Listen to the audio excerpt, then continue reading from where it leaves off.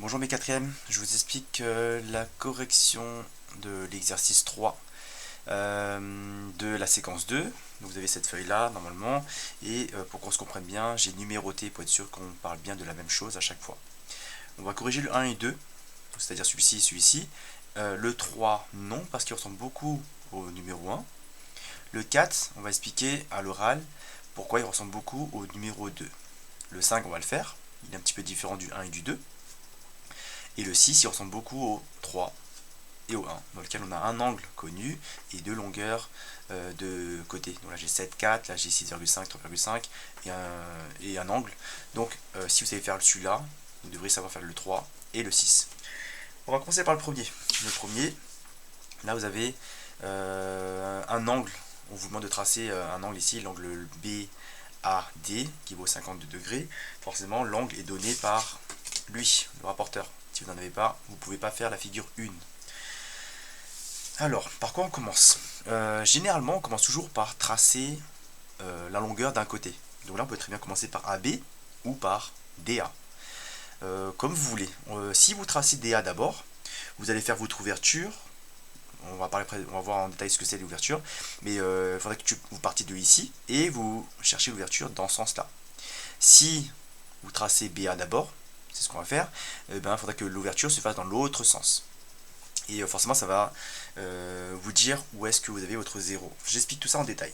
Alors, imaginons qu'on commence par tracer le côté BA qui mesure 2,5 cm. Je prends ma règle, donc là ça figure 1. Je prends AB, donc là je prends le point A. Je trace BA pour avoir 2,5 cm. Hop. Ok, là j'ai A et B. J'ai bien respecté la première condition. J'ai bien 2,5 cm ici entre A et B. Ok. Après, qu'est-ce qu'il faut? Il nous faut une ouverture ici. Vous voyez ou pas? Je vais essayer de faire comme ça pour que vous voyez bien. Et bien, c'est autour de A que ça pivote comme ça pour avoir une ouverture de 52 degrés. Vous voyez? Donc le AB, je l'ai déjà tracé, il est là. Et là, il faut une ouverture de 52 degrés. C'est-à-dire que c'est bien le point A qui ne bouge pas. Vous devez bien identifier où est le point qui ne bouge pas. D'accord? C'est pas le point B, parce que vous voyez bien que là, j'ai le point A qui est fixe. Le point B, là, pas du tout. Le point B, il n'est pas sur le... Enfin, il est là. Après, là, il se déplace, là. C'est pas bon. D'accord? C'est le point A qui ne bouge pas. Donc, vous allez placer votre rapporteur, le centre de votre rapporteur sur le point qui ne bouge pas. C'est autour de A que les choses se passent. Ok? Donc, c'est le point A qui ne bouge pas. Comment placer votre rapporteur comme il faut? Alors, donc, première chose, vérifiez bien que le centre de votre rapporteur est bien sur le point A, parfaitement bien sur le centre. Ok, donc le centre de votre rapporteur sur le point A. Ok, là c'est bon. Après, il faut que vous fassiez aussi une autre chose très importante, c'est vérifier bien que, là je vais exagérer un tout petit peu, mais vous voyez bien que là j'ai bien mon centre A au milieu de ma cible, là, ici, au centre de mon rapporteur.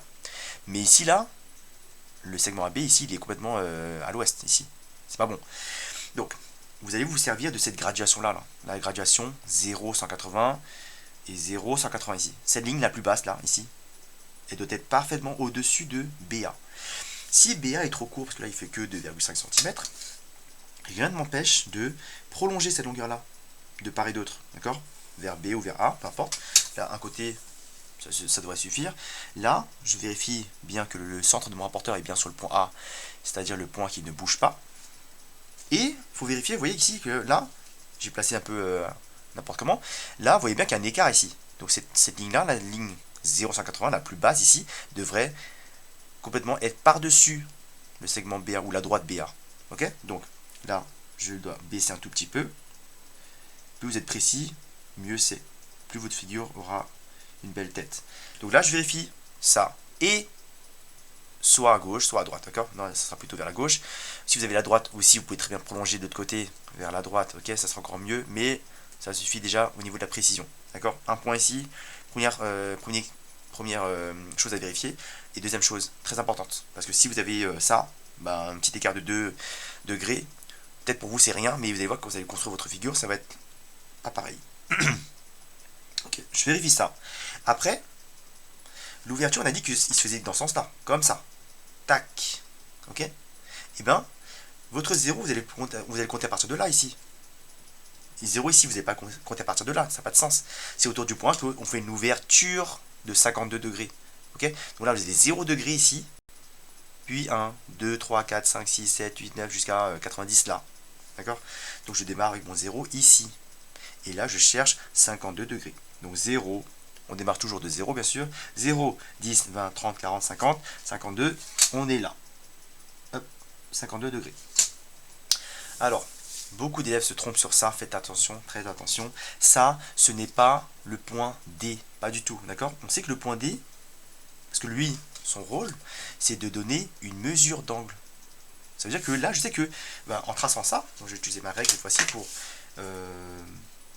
prolonger en utilisant ce marquage-là, et bien là, j'ai un angle de 52 degrés. Là, j'ai une ouverture de 52 degrés. Okay, et bien, je sais que A, il est séparé de D avec une distance de 3,8 cm. Okay, le point D est quelque part par là pour l'instant, c'est ce que me dit le rapporteur, quelque part par là, et c'est la règle qui me dira que, ok, il faut que je t'arrête à 3,8 cm de A. Donc là, je mesure avec ma règle. Donc là, je prends 3,8. Hop, on est bon. Et là, j'ai respecté une double condition. À la fois la distance avec le point A, pour avoir 3,8, et en plus l'angle qui est là, de 52 degrés. Ok, maintenant que j'ai mes 3 points, vous savez comment ça se passe. Vous prenez votre compas AD et vous plantez chez B, vous faites un arc de cercle. Vous prenez l'autre longueur, surtout pas la diagonale, surtout pas. Ce sont les côtés opposés qui sont de même longueur, donc ce côté-là sera de la même longueur que l'autre côté. Donc AB sera de la même longueur, c'est ça que je prends mon compas, et ça sera de la même longueur que DC. Un autre arc de cercle, là où ça se croise, ça sera votre point C. Ok, ça on l'a déjà fait plusieurs fois, donc je vous laisserai faire la partie pour avoir le point C. Dès qu'on a 3 sommets sur les 4, l'autre point, on peut l'avoir facilement avec le compas. Bien, on passe à l'exercice 2. Pour aller plus vite, là je vous laisserai compléter. Le 2, qu'est-ce qu'on vous dit? Là j'ai un petit peu complété déjà. Vous avez, ici, on vous a dit que les 6 figures sont des figures main levée de parallélogrammes. Qu'est-ce qu'on sait sur les parallélogrammes? La propriété 2 dit que les diagonales se coupent. Et là où ça se coupe, et ben, ça sera le milieu des deux diagonales. Donc lui, là, ce point-là, je vais appeler le point O, pour qu'on puisse bien se repérer. Et bien O, c'est le milieu de Z, R, et aussi le milieu de TP, O. D'accord? O, c'est le milieu de lui et de lui. Donc si là, on vous dit que là, vous avez 2, et bien là, c'est combien? Forcément, c'est 2, parce que O est le milieu de cette diagonale-là. Et c'est aussi le milieu de l'autre diagonale. Donc là, j'ai 2 cm, 2 cm, 3 cm, 3 cm. Bien. Sachant ça, et bien là, vous avez de quoi faire votre premier triangle. Là, je vais assurer pour que vous voyez bien cette partie-là, ce triangle-là. Et bien, vous pouvez très bien le construire parce que vous avez 3 longueurs connues sur 3. D'accord? Donc là, vous allez prendre votre compas. Donc, je vais... normalement, ça, vous devriez le savoir faire. Ça, vous avez vu ça en 6ème. Je vais tracer ZP. Donc, je place d'abord le point Z. Je trace 4,5 cm à partir de Z, le plus précisément possible. Hop, hop. Là, j'ai P. Ok. Là, pareil, j'ai commencé par une longueur, comme dans le premier cas. Je trace d'abord une longueur, je ne peux jamais me tromper. ZP est séparé de 4,5 cm. Après, il faut que je prenne 3 cm, parce que OP mesure 3. C'est ce qu'on a vu tout à l'heure. OP mesure 3. Je prends ma règle. Je pique sur 3 ici. Là, je m'arrête à 0. Ok. Là, et bien, là, je trace tous les points qui sont distancés de P de 3 cm. Ok. Donc, le point O est quelque part par là, le point O. Là, j'ai bien respecté 3 cm par rapport à P. Une distance de P, distance de 3 cm par rapport à P. Maintenant, il nous faut une distance de 2 cm par rapport à Z. Et encore une fois, je prends mon compas. Et là où ça se croisera, ça sera votre fameux point O. J'aurais pu faire un arc de cercle plus grand pour P, mais ça le fait. Donc là, j'ai un point ici. Ce point-là, c'est le point O. Ok. On a quasiment fini. Parce que, regardez quoi. Là, je peux tracer mon espèce de triangle. Hop. Et là, pareil. Les traits de construction, il ne faut pas avoir peur de les laisser. Parce que déjà, vous n'allez pas perdre de temps à les effacer. Ok, première chose. Et le professeur va voir ce que vous avez fait avec vos traits de construction. Là, je vois que la personne a utilisé le compas. Là, je vois que la personne a prolongé avec une règle ou l'équerre. Donc, je sais que ZO mesure 2 cm. Combien vaut OR, sachant que O est le milieu de ZR, logiquement il vaut 2 aussi. Donc là, encore une fois, je prends ma règle et je dois m'arrêter à 2. 2 cm de O. Et là, j'aurai mon point R. Ok, et pareil pour l'autre, une fois qu'on a compris ça, si TO mesure 3, ben OP mesure 3 aussi, automatiquement. Donc là j'ai 3, là j'ai 6, donc forcément c'est bon. Là j'ai mon point T. Ok, je vous laisserai relier tout ça. Vous aurez votre parallélogramme. Je termine avec l'exercice 5. Donc je vous ai déjà expliqué que ça, on ne va pas les faire. Pardon, on va faire le 4. Le 4 juste à l'oral. Alors comment on fait?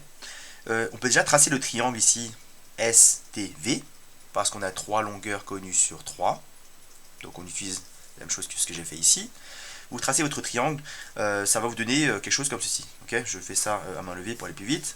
Là j'ai 6, là j'ai 4, là j'ai 5,5, V, T, S. Bien. Et bien, là c'est une diagonale SV. La moitié de 6, c'est 3. Donc je devrais avoir 3 de part et d'autre. D'accord? C'est-à-dire que lui, une fois que j'ai trouvé le milieu de SV, et ben ça sera forcément le milieu aussi de TR. Donc là, si j'ai tracé 6, je vais faire un marquage à 3 cm, parce que ça sera la moitié de 6. Le marquage ici, ben, j'ai juste à prolonger ici, comme ça. Et ben, on sait que les diagonales auront forcément le même milieu. Le milieu de cette diagonale-là sera le milieu de cette diagonale-là, de TR aussi. Okay, donc dès qu'on a compris ça, là pareil, vous pouvez reprolonger ça comme ça, en partant de T et en passant par le centre de SV. On prolonge ça, là pareil, ce sont des traits de construction, donc n'hésitez pas, il ne faut pas avoir peur. Et là, prenez soit votre règle pour mesurer cette distance TO, on va appeler ça O si vous voulez, et bien TO doit être égal à OR, encore une fois. Soit vous prenez la règle, soit vous prenez le compas. Vous prenez ça, vous mesurez TO, on fait un arc de cercle, paf, et on aura OR qui sera de la même longueur que OT. Et dès qu'on aura notre point R, ça vous fera votre parallélogramme. Donc ça ressemble beaucoup au 2. Maintenant le 5, on va le faire bien comme il faut. Alors, on vous dit quoi? On vous donne des longueurs ici. GL mesure 5. Donc si GL, c'est longue diagonale, mesure 5, combien vaut GK, en sachant que K, c'est le milieu des deux diagonales. C'est l'intersection des deux diagonales. Elles se coupent en leur milieu, d'après la propriété 2. Les deux diagonales se coupent en leur milieu. Ça veut dire qu'elles se coupent, et là où ça se coupe, eh ben, c'est le milieu de HP, et c'est aussi le milieu de GL. Donc, K, ben, forcément, GK doit faire la moitié de 5, donc 2,5, 2,5. Donc, on va faire ça. On va commencer par GL. Là, pareil, on ne peut jamais se tromper si on commence par tracer une longueur. Donc là, je m'arrête à 5 à partir de G. Hop. Tac. Donc là, j'ai G et L. Et tiens, tant qu'à faire, je vais chercher directement le milieu. Comme ça, je suis tranquille. Je mets 2,5. Là, je sais que j'ai mon point ici. Ils l'ont appelé K. Ok. Donc là, j'ai 2,5 et 2,5. Ok. Après, qu'est-ce qu'il faut? Ben là, regardez. Il y a un angle qui est imposé, parce que là je ne peux pas placer au hasard le H et le P. Je ne peux pas me dire que ici j'ai... parce que là du coup vous avez HP qui mesure 6,8.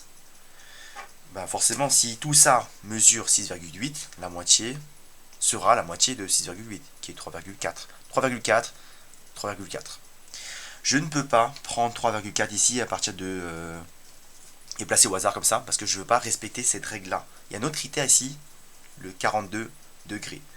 Donc là, qui dit angle dit forcément rapporteur ici. Donc là, encore une fois, on va utiliser le rapporteur. Alors là, j'ai tracé déjà KL. Là, l'ouverture, elle va se faire dans ce sens-là. KL est déjà tracé, et bien l'ouverture va se faire dans ce sens-là. Oui, je vais tracer ça légèrement. Ok, dans ce sens-là. Et bien, ça veut dire que dans ce cas-là, je dois mettre à l'envers mon rapporteur. Parce que si je fais comme ça, je mets comme ça, à l'endroit, ben, vous voyez bien que l'ouverture se fait ni dans ce sens-là, ni dans ce sens-là. Il se fait dans ce sens-là. De là vers là. Vous voyez ou pas le sens de la flèche? Donc je dois mettre mon rapporteur à l'envers. Alors, comme tout à l'heure, il faut faire attention à deux choses, okay, pour être sûr que votre rapporteur est bien placé. Le centre de votre rapporteur doit être sur le point qui ne bouge pas. C'est bien autour du point K que ça pivote. ok, autour du point K. Donc le K ne bouge pas. Okay, c'est pour ça que je mets mon index sur cette partie-là, sur l'extrémité, et c'est autour du point K que ça ne bouge pas. Donc le rapporteur, le centre doit être placé sur K. Okay, et vérifiez aussi l'autre chose, d'autres conditions pour être sûr que votre rapporteur soit bien placé, c'est cette graduation-là, là, ici. Soit celle-ci, soit celle-ci. D'accord? Donc là, on va se permettre de prolonger KL. Ok, donc là, j'ai prolongé à gauche, à droite, et là, vous allez voir que on va tout de suite savoir si vous êtes bien placé ou pas. Je fais exprès, hop, vous voyez bien que là, il y a un écart là. Là, ici, il y a le trait, ici, le KL, la droite KL qui passe par là. Là, mon rapporteur est trop bas. Il faut que je le remonte là. Hop, ici, et là. On est bon. Ok, je vérifie ici et là, en simultané. Faites bien attention, d'accord? Là, il faut absolument que ce soit bien parfaitement placé. Et vu que elle est de ce côté-là, et bien là, on va faire dans ce sens-là, comme ça. Ok, et bien le 0 est ici, pas là-bas, parce que KL est là. D'accord, la droite que j'ai tracée, KL, est ici. Et je vais ouvrir dans ce sens-là. Donc je démarre à 0, donc 0, et vers la droite. 0, 10, 20, 30, et ainsi de suite. Et là, je dois aller chercher 42. Donc je démarre toujours de 0 quand je compte. 0, 10, 20, 30, 40, 42. Hop, ici. Encore une fois, ça c'est le marquage. Je sais que P et quelque part sur cette ligne là. Donc là, du coup, si je trace ça, et ben je sais que j'aurai mon point P. Mon point P est quelque part par là. C'est ce que me dit le rapporteur. Le point P est là. Mais il n'est pas là, le point P. Attention. Et je sais que là, du coup, il faut que je utilise une autre information de l'énoncé. HP mesure 6,8. Là, ça mesure 3,4. La moitié de 6,8. Donc 3,4. À partir de K. 3,4. 3, 1, 2, 3, 4, ici, tac. Là, j'ai mon point P. Ok, là, j'ai déjà 3 sommets. Je sais que K est le milieu de HP. Donc, si je plante sur K, mon compas, ici, et que je vais chercher la longueur de P, cette distance-là, je sais que cette distance-là doit être la même que KH. Là, du coup, j'ai utilisé un rapporteur pour que cette distance-là soit la même que celle-ci. Et là, j'ai mon point H. Et là, vous tracez, vous trouvez votre parallélogramme bien fait comme il faut.